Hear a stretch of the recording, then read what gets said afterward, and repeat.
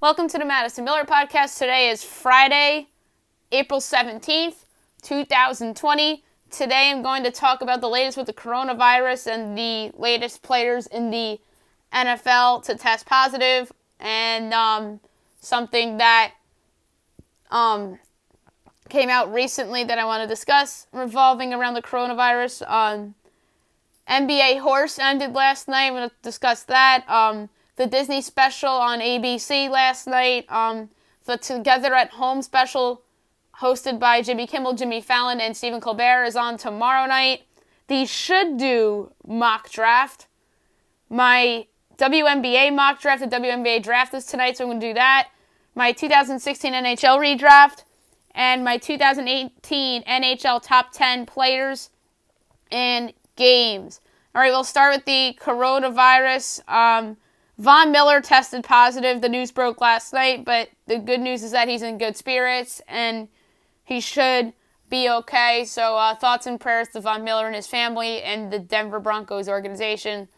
And the word was that he was tested positive a few days ago or a little while ago, and so he should be okay. But the one that got a lot of buzz was Wednesday night. I should have discussed on my show yesterday, but I didn't have the time to do so. Brian Allen, the center for Los Angeles Rams, tested positive for the virus as well. This was breaking news by Jay Glazer on Wednesday night that social media was hyping up to be something like a trade or a signing. They were so excited, or the idea that football may be coming back and maybe starting on time, but no, it's that Brian Allen of the Rams got tested positive for the virus, and then everybody really was killing Jay Glazer. But hey, he had news to break, and he has a show taped every Wednesday night on Fox Sports 1, and he announced it on the show, and then he tweeted it out after it was said on that show as it was taped. And Allen got tested positive a little bit ago, and he should, as well as Von Miller, be okay. And I feel bad for Jay Glazer because everybody was killing him for this, but I just think that the rest of the media overhyped this Jay Glazer breaking story because he broke big stories in the past, and he's great at what he does. So this isn't Jay Glazer's fault whatsoever that he got all this hate for this. It's that the media overhyped his breaking news, and even Glazer said before he broke it is that it doesn't relate to a trade or a player signee. So he kind of hinted at the idea that it wasn't something that would get people excited. And then the other thing I want to discuss is the 3 phases that the country has really set out in terms of reopening the country. Phase 1 is like opening gyms and restaurants. Phase 2, it was like offices or some offices with limited restrictions. And phase 3 is involving the reopenings of sports arenas and entertainment arenas. So, depending on how the phases break down, whether it's days, weeks, or whatever, that the reopening of sports venues is in phase number 3. Okay, now I want to do a discussion on the NBA horse competition. I wasn't a huge fan of it, but it ended last night, and the winner wound up being Mike Conley over Zach LaVine. So that's how the horse thing came to an end. And then Chauncey Billups was in the second round, who Conley defeated to get to the final. And then Zach LaVine wound up defeating Allie Quigley from the Chicago Sky. So it was cool that you saw a bull against a sky. So I thought that was pretty neat. So congrats to Mike Conley Jr. for winning the horse competition. And hopefully we get back to real NBA basketball sooner rather than later. All right, now I want to discuss ABC's Disney Sing-Along from Home. It was hosted by Ryan Seacrest last night. It was a really well thought out and put together program. And like I said yesterday, they couldn't have picked somebody better to host this with Ryan Seacrest. There's people throughout the show that provided messages. It opened with Kristen Chenoweth providing a message and pretty much did a vocal warm-up in the beginning. And then Derek Huff and his girlfriend Haley performed Be Our Guest. And they did their own little show and performance to that. And then Little Big Town performed Spoonful of Sugar, which I thought was cute. Josh Groban performed You Got a Friend in Me from Toy Story. Aluli Carvajalo of Moana performed How Far I'll Go, so somebody did their own song. Beyonce performed When You Wish Upon a Star. Then before Amber of Glee performed Let It Go from Frozen, I believe it was like a friend or sibling or a cousin or something named Tian who said a statement and message which led into Amber's performance of Let It Go. And then Glee's Darren Criss performed I Wanna Be Like You. And then the Aladdin Broadway cast performed Friend Like Me. One of the better performances was Ariana Grande to I Won't Say I'm in Love. A quartet led by Erin Andrews and Bobby Bones performed Bare Necessities. Then Josh Gad had a message, and Gad, along with other Beauty and the Beast cast members, performed Gaston. And I thought the cutest performance of the night was by Donny Osmond and his grandchildren to I'll Make a Man Out of You. And obviously Donnie sang that song for the movie Mulan, so he performed his own song. And by the way, Donnie was on Masked Singer Season 1, was the peacock, who was the runner-up to the monster. And I remember when he got voted off, and I realized it was Donnie. I knew Donnie had a chance to be it, but I thought it was Neil Patrick Harris.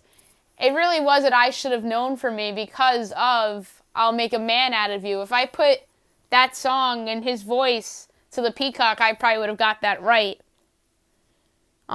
Tracy Ellis Ross had a message, and then Christina Aguilera came and performed Can You Feel the Love Tonight by Elton John, and I thought she did a nice job.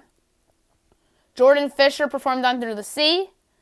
Tori Kelly performed Colors of the Wind. The Stamos family performed It's a Small World, so John, his wife, and his son. Thomas Rhett performed Do You Want to Build a Snowman from Frozen with a couple young girls. Kenny Ortega had a message, who was the director of High School Musical, and Ortega with the cast of High School Musical featuring Zac Efron and company performed We're All in This Together. And I thought that was the best performance of the special. And the closeout was Michael Bublé and Demi Lovato performing A Dream is a Wish Your Heart Makes. So a very fun and entertaining special put together by ABC and Disney. And ABC, as well as NBC and CBS, are doing a Together at Home concert show hosted by Jimmy Kimmel, Jimmy Fallon, and Stephen Colbert. I like that these networks are coming together. And really, everybody's been brought together because of this. So, One World Together at Home, hosted by Stephen Colbert, Jimmy Kimmel, and Jimmy Fallon. A lot of big-name stars in this. Alanis Morissette, Andrea Bocelli, Billie Eilish, Elton John, Lady Gaga. You're going to see a lot of them in this. Those are just the the names that popped into my head who I know of that are performing in this. Some of these people have performed in the other shows as well. So, for example, Billie Eilish, who performed in the iHeartRadio Fox one, is performing in this. Does she do Bad Guy again, or does she do something different? So I'm interested to see what everybody performs, who has messages. I believe Ryan Seacrest is in this as well. I think you'll see Ellen DeGeneres in this. And obviously Seacrest and DeGeneres were in the iHeartRadio show as well. So it's just NBC, ABC, and CBS all airing this. And Fox did their thing with the iHeartRadio. I know ABC just had the Disney one, and then CBS had the country one, but the three major networks are coming together to do a together at home concert and show. And before I get to my should do mock drafts and the WNBA mock, the Michael Jordan documentary is supposed to be aired on Sunday night. Should be very good. He did an interview with ABC's Robin Roberts yesterday morning and spoke about the documentary. The first two episodes are going to be aired, and then Scott Van Pelt will be on after the two episodes. So the first one is obviously Michael Jordan. The Last Dance is the name of the documentary, is what Phil Jackson called it, as this was obviously Jordan's final season with the Chicago Bulls as well as Phil Jackson's, and then they broke up the core, and then were stuck in mediocrity for a while, and then they wound up getting lucky in the lottery all these years later, in 2008, 10 years later, and then they draft Derrick Rose. And then that era turns out to be a little bad luck because he got injured. That's one of the biggest what-ifs in recent NBA history.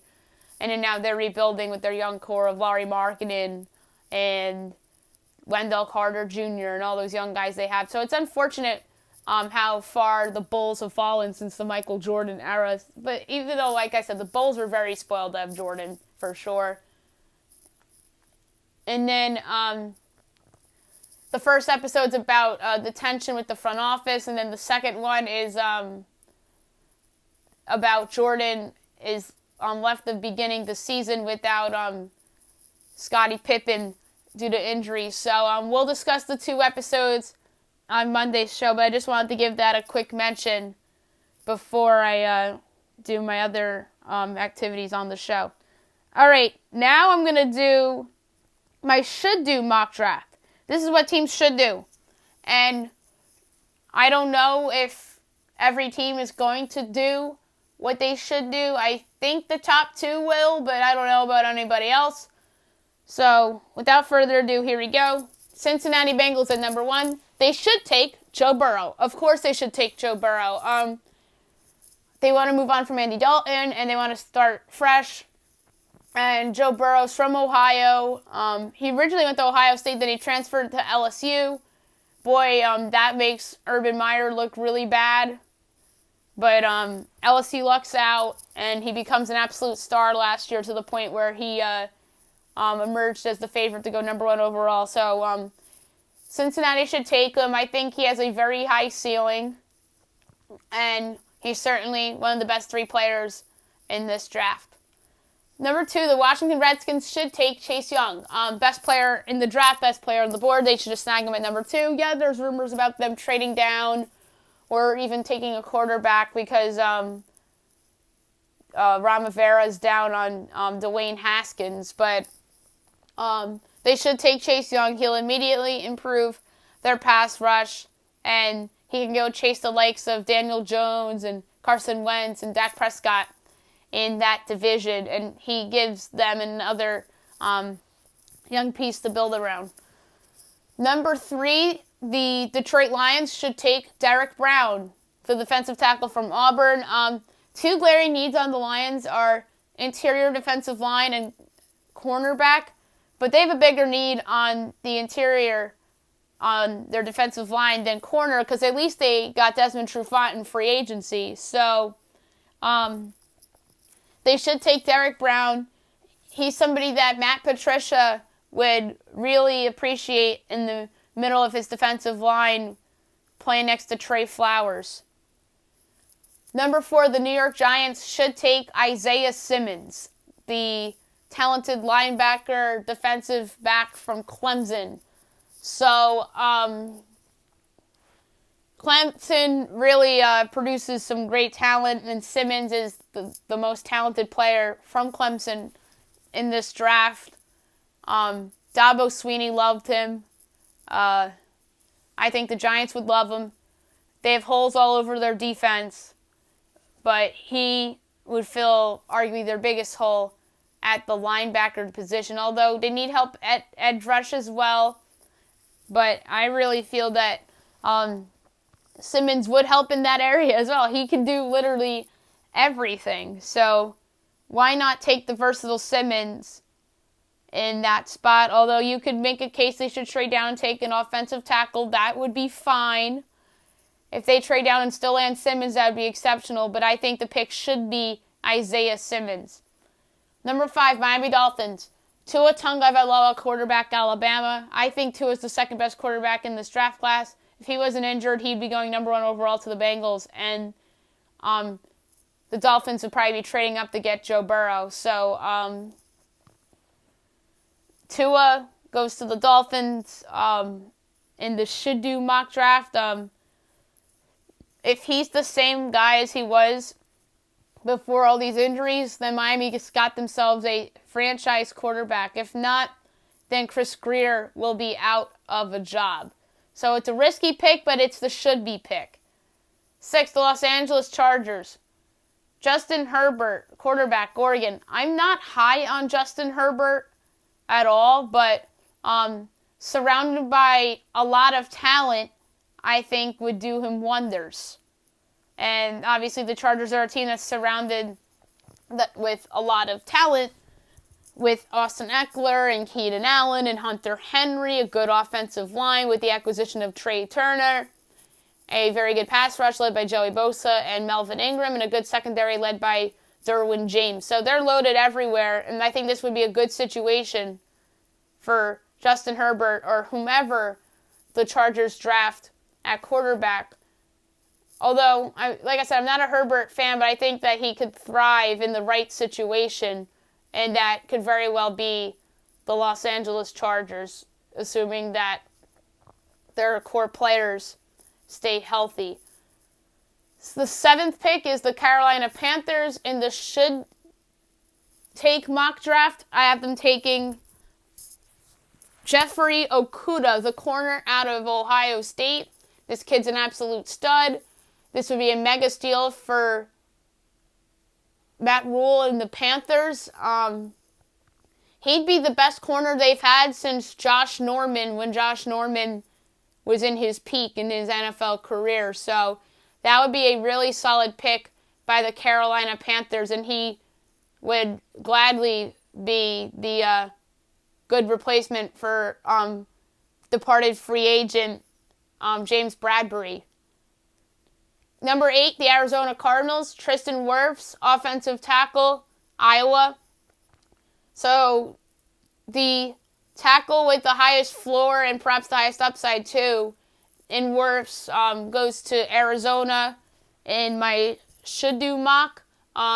Arizona should help Kyler Murray's cause by selecting a talented offensive lineman with the 8th pick, and he'd certainly be an upgrade over what they have currently in place, and he would really keep Kyler Murray upright.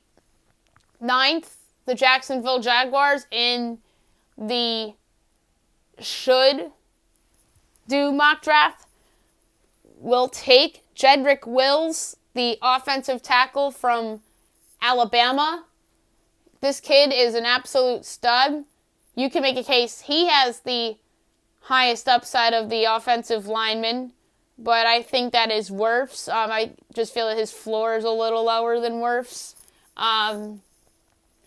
He's somebody that obviously I feel is underrated due to this class being so loaded, and He really helped keep Tua Tagovailoa upright with the Crimson Tide. And the Jaguars are a team that I think is looking into next year's quarterback class led by Trevor Lawrence and Justin Fields. So they take Wills here to be a building block for the future.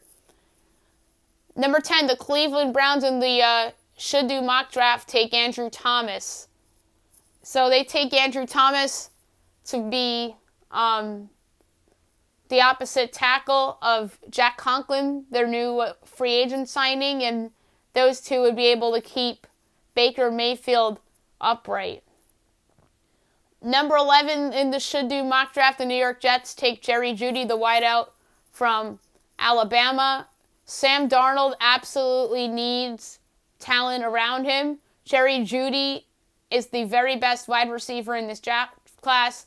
Many people have compared him to Calvin Johnson, and he would be an absolute star in New York. Number 12, Oakland Raiders in the should do mock draft.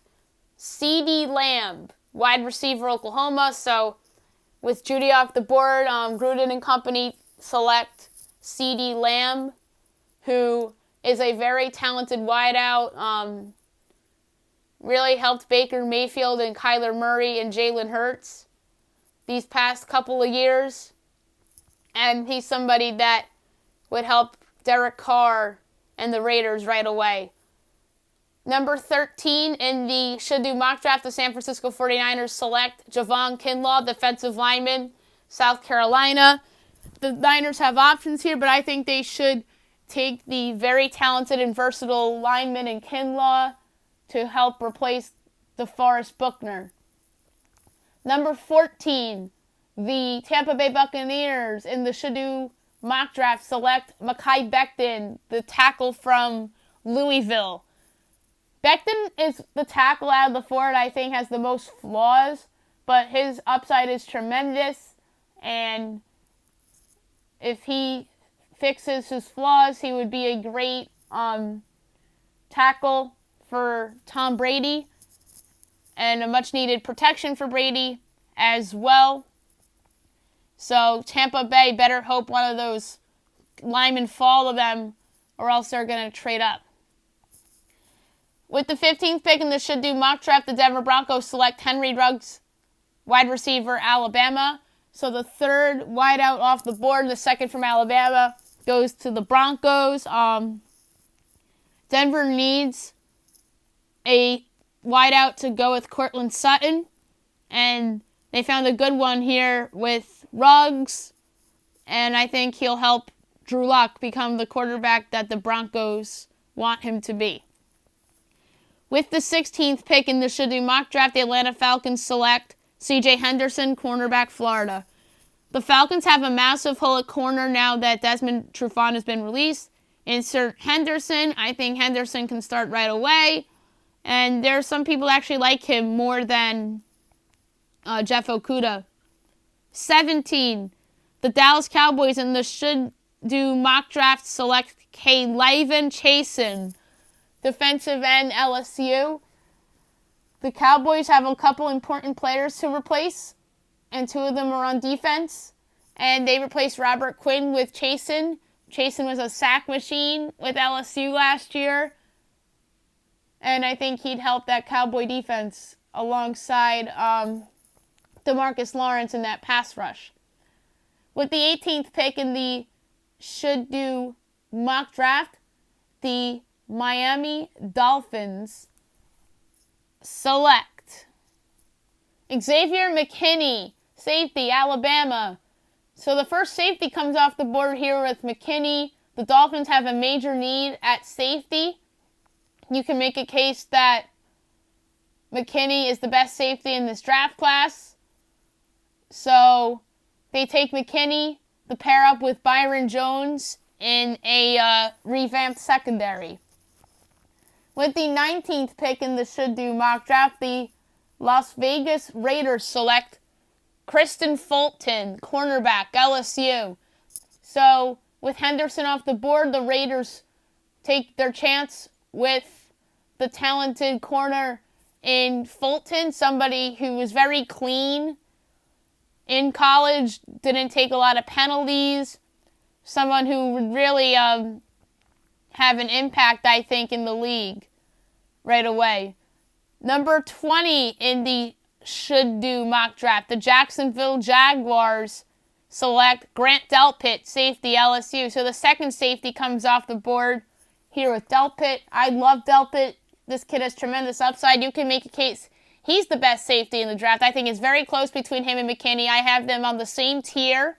I think that, if you ask me, I think Delpit has a little bit more upside than McKinney. So the Jags take Delpit here, and he'd be a really nice building block in their secondary and a good, compensation in the pick return that they got for Jalen Ramsey. With the 21st pick in the should do mock draft, the Philadelphia Eagles select T. Higgins, wide receiver, Clemson. I love T. Higgins. I think this kid is going to be very, very good. I don't know if he'll be as good as Ruggs, but I think that he has a chance to be as good as like Ruggs and Lamb, and I don't want to even say Judy because I think Judy's otherworldly. But I would say that T. Higgins is closer to the second tier of receivers than those top tier guys. But I'm a fan of Higgins. He's been in a lot of big games. He was one of Trevor Lawrence's top guys at Clemson. And I think that there's a chance he slips. But like I said, this wide receiver class is very deep, but he happens to be my favorite of the second tier guys, and he'd certainly be a big boost for Carson Wentz in that offense. With the 22nd pick in the should do mock draft, the Minnesota Vikings select Justin Jefferson, wide receiver, LSU. So Philadelphia passes on Jefferson as Minnesota snags him with the pick that they received from the Bills in the Stephon Diggs trade. Jefferson really had a breakthrough season with Joe Burrow last year, and I think that he would be a nice factor in the Minnesota offense with Adam Thielen, with Kirk Cousins throwing him passes. With the 23rd pick in the should do mock draft, the New England Patriots select Jordan Love, quarterback, Utah State. With Love falling this far, the Patriots got to take a chance here with this selection and hope that he becomes the franchise quarterback post Tom Brady that they're looking for. This kid does have some upside. I have him in the same tier as Justin Herbert, but I just don't think that any of these teams in front of them will go with with Love. And I think that those other teams should actually fill some other needs. But I think it's important for the Patriots, especially, to find that successor for Tom Brady. And I think with the right staff, I think that Love could succeed. 24, the New Orleans Saints in the should do mock draft select Patrick Queen, linebacker, LSU. Queen is somebody that was a fast riser as we head closer to the draft. I'm a fan of Patrick Queen. He was a big part of that LSU defense that helped lead the Tigers to the championship this past season. LSU is going to miss all these players that are getting drafted, by the way. But Queen is somebody that I think has really good upside. He's undersized, but I do think he has a lot of potential. And he'd really help the Saints, as linebacker is, you could argue, their biggest weakness.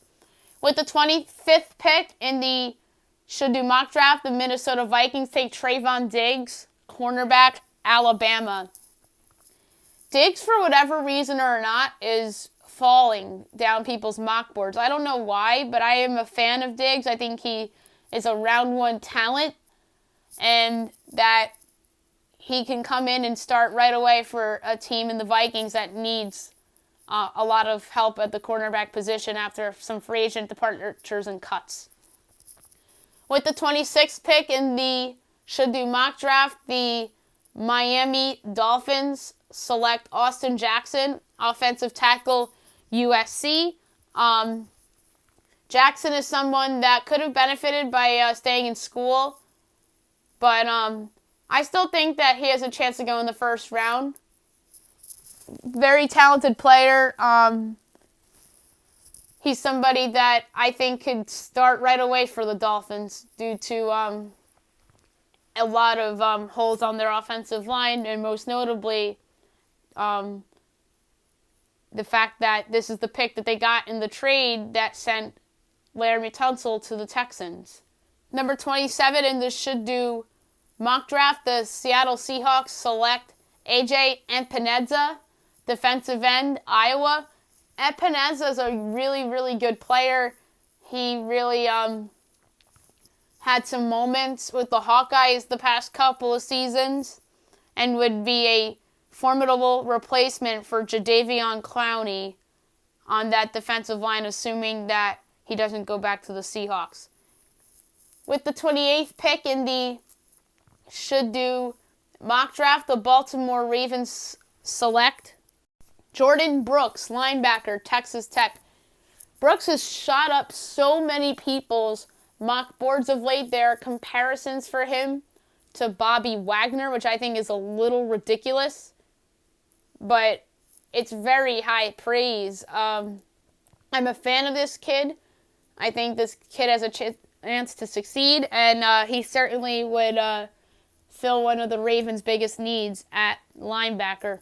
With the 29th pick in the should do mock draft, the Tennessee Titans select Josh Jones, offensive tackle, Houston. So with the departure of Jack Conklin, the Titans must address their offensive line, and they snag Jones here, who was a 4-year starter for the Cougars. With the 30th pick of the should do mock draft, the Green Bay Packers select Denzel Mims, wide receiver, Baylor. Green Bay, you could argue, can go in another direction here, but getting Aaron Rodgers weapons should be one of their top priorities, and they snag the talented receiver here with Mims. With the 31st pick in the should do mock draft, the San Francisco 49ers select A.J. Terrell, cornerback, Clemson. There's a lot of really good corners to be had at the end of the first and early in the second round, and they snag a solid one here with the former Clemson product in Terrell. And last but not least, number 32 in the should do mock draft, the Kansas City Chiefs select Zach Bond, linebacker, Wisconsin. Bond's stock has dropped, in my opinion, due to the positive drug test that he received at the combine. But he's someone that's really talented, and I think the Chiefs should take a chance here as they need some reinforcements on their defense. So that's it for the should do mock draft. And now I'm going to do my WNBA mock draft. The WNBA draft is tonight at 7 o'clock on ESPN. It's going to be all virtual. Kathy Engelbert, the commissioner, will announce the picks. And after the draft, actually, they are re-airing Game 5 of the WNBA Finals between the Sun and the Mystics. So basketball fans get a treat there at the end of the night after the draft. So 3 rounds. I'm just going to do the first round. 12 picks. And there's teams with multiple picks in the first round of the trade. So without further ado, here we go. All right. Number 1, New York Liberty, Sabrina Ionescu, point guard, Oregon. This should be an easy choice for the Liberty here as they select their new face of the franchise after the trading of Tina Charles. Ionescu was all-world in college as she was the only player in Division I history to have 2,000 points, 1,000 rebounds, and 1,000 assists. Number 2, the Dallas Wings. Satu Sabali, power forward, Oregon. Ionescu's teammate goes next to a Wings team that has some young talent there already. Sabali is somebody that is versatile and could space the floor very well. She'd be the ideal frontcourt mate for Arike Ogmumbali. Number 3, Indiana Fever, Lauren Cox, power forward center, Baylor. The Fever have options here as they have a lot of needs to fill, and they snagged the talented big here in Cox. Cox is versatile. She excels in the paint, has a consistent jump shot, and has great footwork. Despite injury issues, she excels on both sides of the ball and would be a good front court mate for Tiara McCowan. 4, Atlanta Dream, Chennedy Carter, point guard, Texas A&M. Carter is someone that is a high-volume scorer and would have an immediate impact in the league. This would be the ideal pick for the Dream. Despite some new additions, including Courtney Williams, they still have a need for a consistent scorer. Number 5, the Dallas Wings from the Phoenix Mercury. Ty Harris, point guard, South Carolina. With their second first-rounder, courtesy of the Skylar Diggins-Smith trade, they take the solid guard with Harris, who is a very good facilitator and takes care of the ball very well. Number 6, Minnesota Lynx. Megan Walker, shooting guard, small forward, Connecticut. The Lynx snagged the talented wing in Walker. Many people think she should have went back to school, but her shooting ability is what makes her an intriguing prospect. Walker in this scenario would be reunited with former college teammate Nafisa Collier. Number 7, the Dallas Wings from the Seattle Storm via the Connecticut Sun and Phoenix Mercury. Bella Allaire, power forward, Princeton. This pick bounced around the league quite a bit. The Wings landed in the result of the Skylar Diggins-Smith trade and helped replace her by snagging a solid big in Allaire. People are down on her due to the fact that she went to an Ivy League school, but she came into her own with a good skill set despite still having some flaws. Replace her production. Number 8, Chicago Sky. Crystal Dangerfield, point guard, Connecticut. The talented guard drops to the Sky, who would gladly take her in this spot. Dangerfield brings good court awareness and leadership, and it helps that she's surrounded by a lot of talented players led by Allie Quigley. Number 9, New York Liberty from the Las Vegas Aces via the Dallas Wings. Ruthie Hayward, power forward, Oregon. It would only be fitting if the Liberty replaced Tina Charles with one of the 2 first-round picks they received in a deal with Ionescu's former teammate in Hayward, who Ionescu had excellent chemistry with. Hayward is a rebounding machine and excels with scoring in the interior. 10, Phoenix Mercury from the Los Angeles Sparks via the Connecticut Sun. Taya Cooper, point guard, Baylor. The Mercury have options with this pick, which they got in the deal that sent DeWanna Bonner to the Sun. Here I have them snagging the point guard in Cooper, who can flat out shoot and gives the Mercury much needed depth and youth at that position. 11, Seattle Storm from the Connecticut Sun. Beatrice Montprier, power forward, center, Miami. The Storm are excited that the talented big falls to them at the end of the first round. Montprier is someone that was held back by a foot injury in college, which halted her development. Her strength is her defensive game and her rebounding skills, and she could help the Storm's second unit. And number 12, New York Liberty from the Washington Mystics. Micaiah Herbert Harrington, small forward, South Carolina. With their final first-round pick, the Liberty roll with one of the more underrated players in the draft in Herbert Harrigan. Herbert Harrigan is someone that was on a great team in the Gamecocks in college and is a great scorer and would fit nicely with Ionescu. All right, so that was my WNBA mock draft. And now I'm going to do my 2016 NHL redraft. So this was an interesting one. A lot of late round steals. And not late round, but I should say non-first round steals in here. So without further ado, here we go. Number 1, Toronto Maple Leafs, Austin Matthews. No do-over here as the Maple Leafs take their franchise guy in Austin Matthews. Number 2, Winnipeg Jets, Patrick Laine, no do-over for Winnipeg as they take their guy in Laine. 3, the Columbus Blue Jackets, Matthew Tkachuk. A little controversial here, but the Jackets take Tkachuk over the talented center and Pierre-Luc Dubois. Tkachuk really would have helped them. Him and Cam Atkinson on the same line would have been fun to watch. And instead they took Pierre-Luc Dubois. 4, Edmonton Oilers, Charlie McAvoy. So McAvoy goes 4th in the redraft.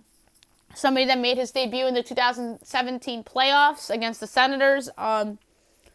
Has probably been the Bruins' best defenseman since. And someone that would have been absolutely great on the Oilers with Connor McDavid on that team. Like, boy, he'd be their best defenseman right now. And instead they took Jesse Puljujarvi, who was one of the bigger busts I can remember. 5, the Vancouver Canucks, Adam Fox. This guy Calgary stole in, I believe it was the 3rd round.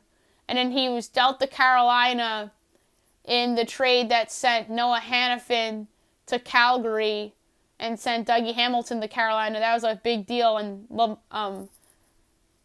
that other kid, I'm blanking on his name, the center, to Calgary.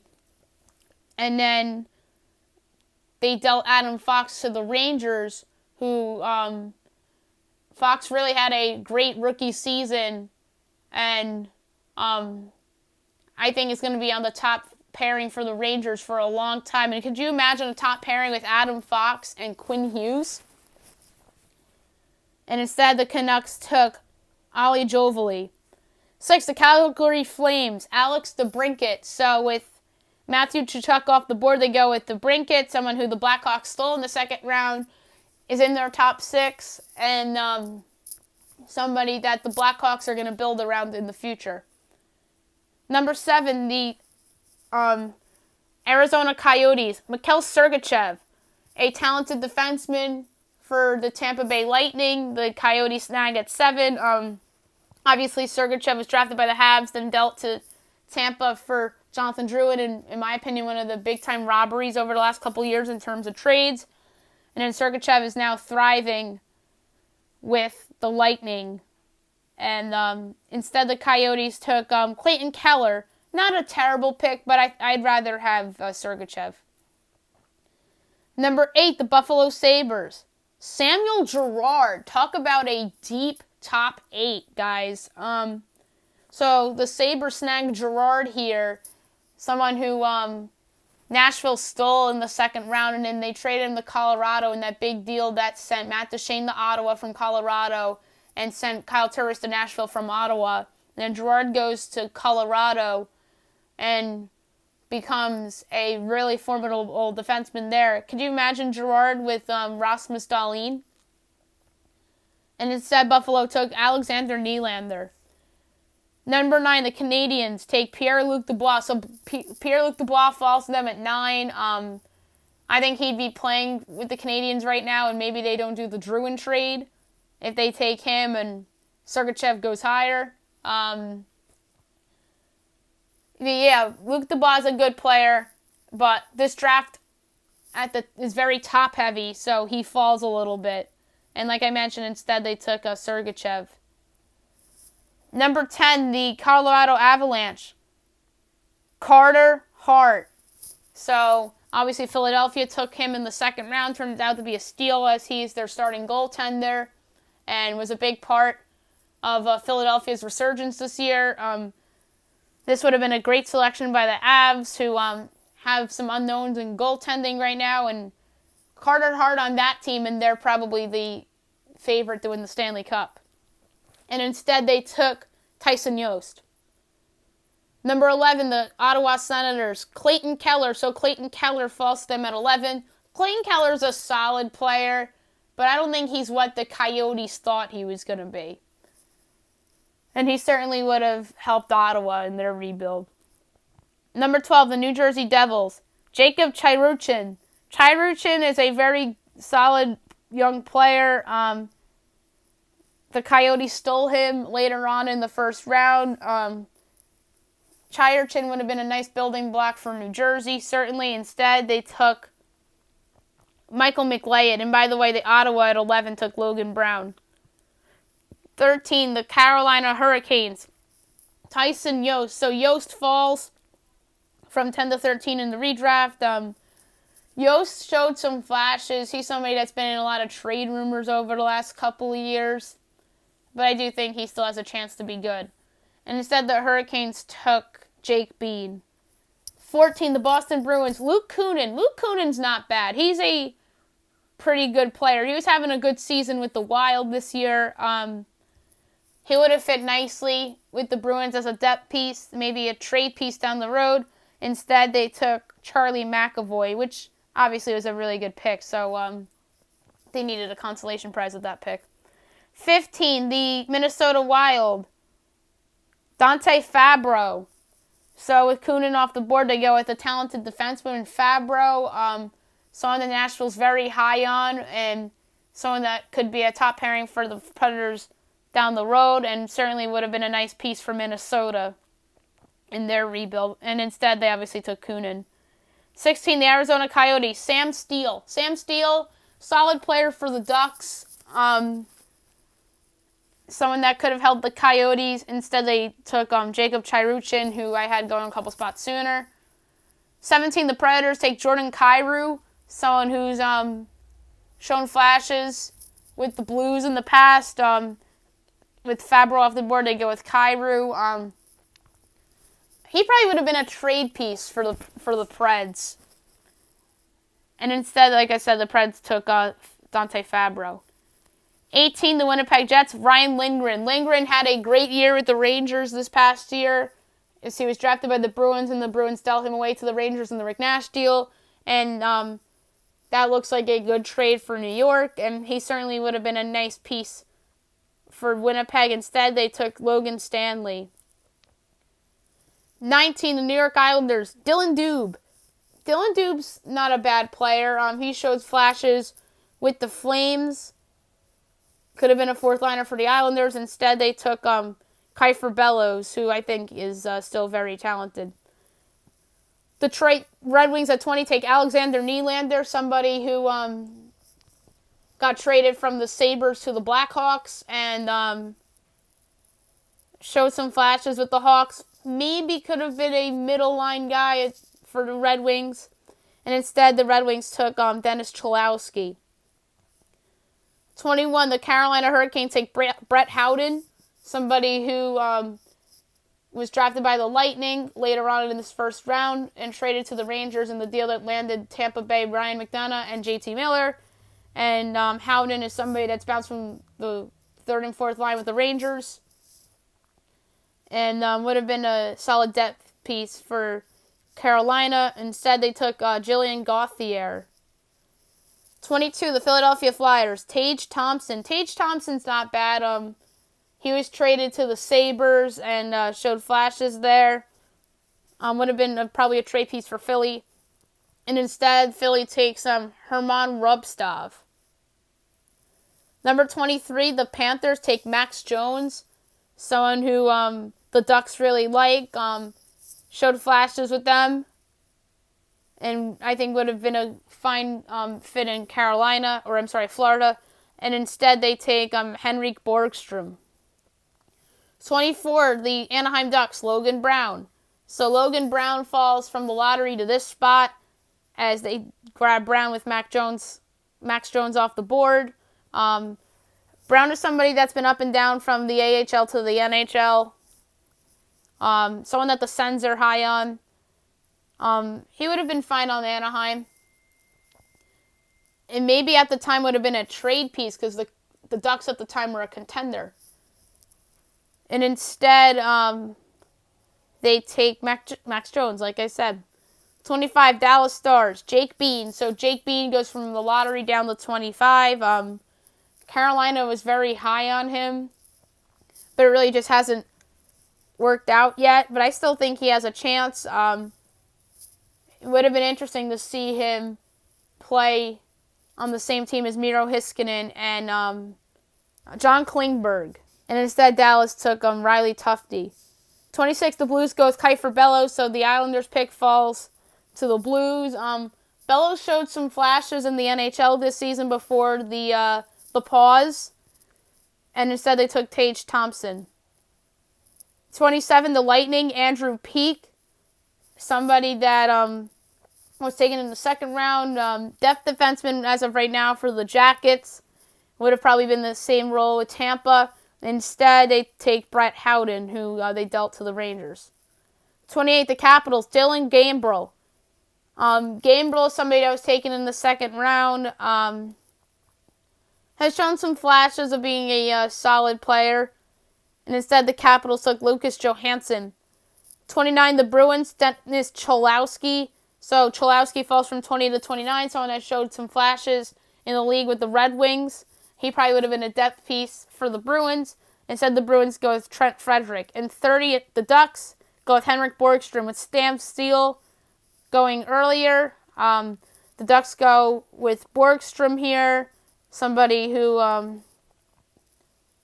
has shown some flashes in his limited time in the league. And instead, Anaheim, like I said, went with Sam Steele, which was a pretty good pick for them. Now I'm going to do my top 10 NHL players of 2018. Honorable mentions: John Klingberg, Shane Gostisbehere, PK Subban, Seth Jones, Pekka Rinne, Marc-Andre Fleury, Anze Kopitar, Phil Kessel, Blake Wheeler. And that, without further ado, my top 10 NHL players of 2018. 10th, Evgeny Malkin, Pittsburgh Penguins. Malkin actually led the Penguins in scoring that year. And he's somebody that I don't think is the same guy as he was, but he certainly had a fantastic year in 17-18. 9, Brett Burns, San Jose Sharks, the steady defenseman that is just a points machine. 8, Nathan MacKinnon, Colorado Avalanche, one of the best young forwards in the league. Number 7, John Carlson, Washington Capitals. That was his coming out party. And wound up with the big contract from the Caps. 6, Nikita Kucherov, Tampa Bay Lightning. His coming out party was the 2017-18 season, and he won the Hart Trophy in 18-19. 5, Claude Giroux, Philadelphia Flyers. Had a fantastic year that year. 4, Taylor Hall, won the Hart Trophy in 2018 and helped lead the Devils to the playoffs.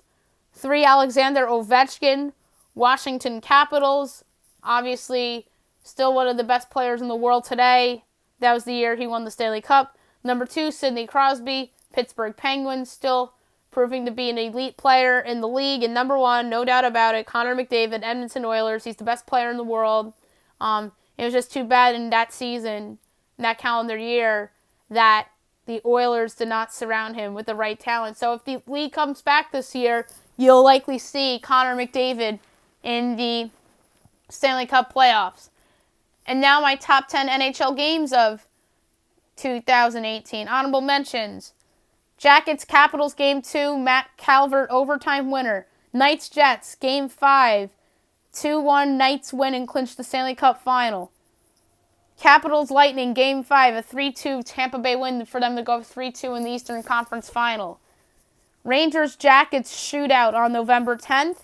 Panthers Capitals shootout on October 19th. And Rangers Panthers shootout on December 8th. And without further ado, my top 10 NHL games of 2018. It's just a coincidence that these are all postseason games. Number 10, Jackets Capitals Game 1, overtime winner by Artemi Panarin. 9th place, Jackets Capitals Game 5, Nicholas Backstrom overtime winner for the Jackets, the Capitals go up 3-2. 8, Kings Golden Knights Game 2, Eric Haula double overtime winner. Number 7, Capitals Jackets Game 3, Lars Eller double overtime winner to get the Caps on the board in that series. 6, Lightning Bruins Game 4, Dan Girardi overtime winner. And that was in the second round. 5, Knights Sharks Game 3, second round, William Karlsson overtime. 4th, Jets Predators Game 2, second round, overtime goal by Fiala, or double OT. Number 3, Stanley Cup Final Game 5, Capitals Knights, 4-3, Capitals win, and they win the Cup. Number 2, Sharks Golden Knights Game 2, second round, Logan Couture double overtime goal. And number 1, Capitals Penguins Game 6, 2-1 overtime. Evgeny Kuznetsov with the winner to send the Capitals past the Penguins and into the conference finals. So that's it for the show today. I'll be back on Monday, maybe with 2 shows. WNBA draft recap separately. And then we'll talk about it on Monday's show. But I'll probably do like a separate full recap and compare with the big board and how the draft actually fell out. And then any other news related to the coronavirus or sports, we'll obviously talk about the Michael Jordan documentary. My 2015 NFL redraft, I may hold that for the following week because this is draft week. So I'm going to be doing NFL mock drafts every day next week. And then I may have Jeff Maglicetti on Tuesday to preview the NFL draft, talk about free agency, talk about when sports can possibly come back, and obviously discuss the Liberty big trade of Tina Charles. Then I want to get Russell Baxter on the show to talk about NFL free agency and teams under some pressure at the draft. All right, so hope you guys have a great weekend, everyone.